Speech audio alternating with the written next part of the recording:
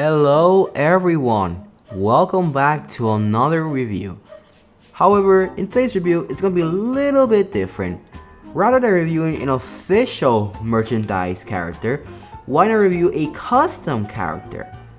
In today's video, I'll be showcasing my custom model of Thomas. Let's begin.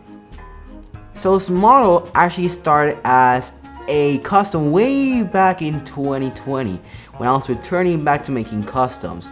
However, it was not the best and it looked like crap. So I sanded it a while back and repainted it into this, which is a lot better, but it was still bad. So the line was not straight, there were some paint mishaps here and there, and it was just not good.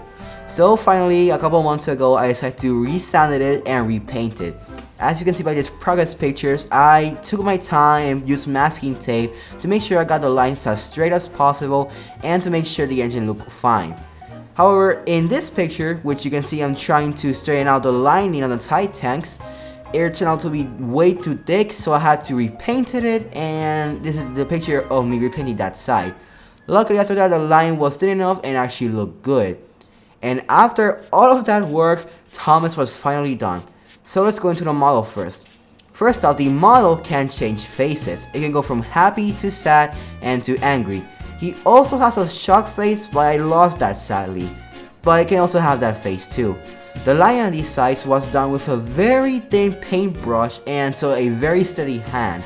But I personally think it turned out very good, although it's not straight and I tried to fix it with some blue paint, it was not the best. Speaking of paint, I used these two blue colors which I mixed in to make the perfect match, which is the same color as the wheels somehow.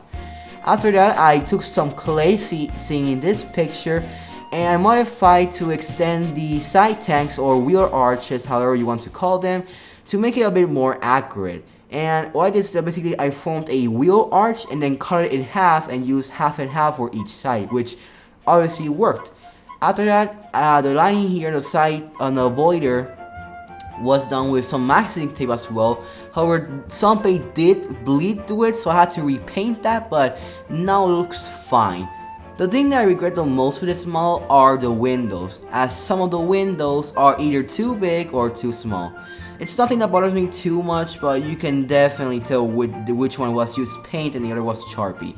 Also, another thing that I did, I accidentally sanded too much of the back of the cap and now it has like a huge hole in it, but it's not too noticeable unless you touch it, which you can feel the weird like in-depth hole, which is really weird, but it works and looks good, so I'm fine with that.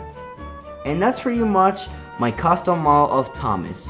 I personally really love this model as it's one of my favorite customs ever, and personally compared to how it originally looked, it looks way better than it does now. So thank you all so much for watching this review on my custom Thomas. I hope you guys enjoyed this video and I'll see you all in the next one. Bye bye.